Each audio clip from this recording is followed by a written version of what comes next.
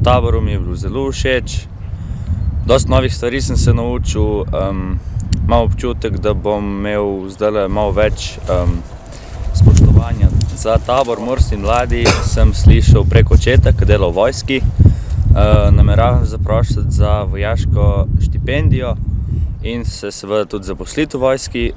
Torej, na tabor sem prišla ravno s to željo, da bi dobila nove prijatelje, da bi dobila to domovinsko zavest, da bi se naučila discipline in moram reči, da je tabor res presegel vsa pričakovanja. Res smo se povezali in danes nam je, dobesedno gremo z solzo v očeh domov.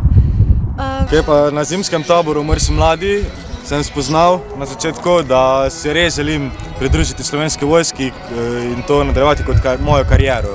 Sem zelo ponosen, da sem me izbrali za najboljšega udeleženca.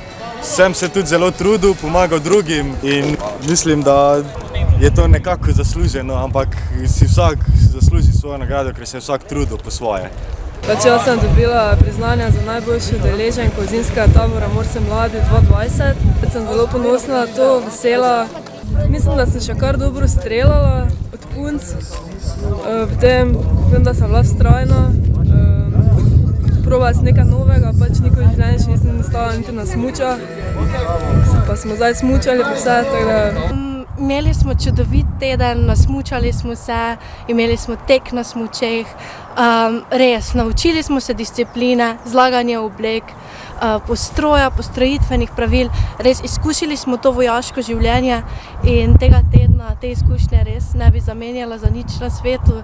Tako da to so bile čudovitne počitnice in tabor bi res priporočala vsem srednješolcem, da se ga naj udeležijo, da vidijo, kako je v vojski. Mogoče se odločijo potem tudi za ta poklic.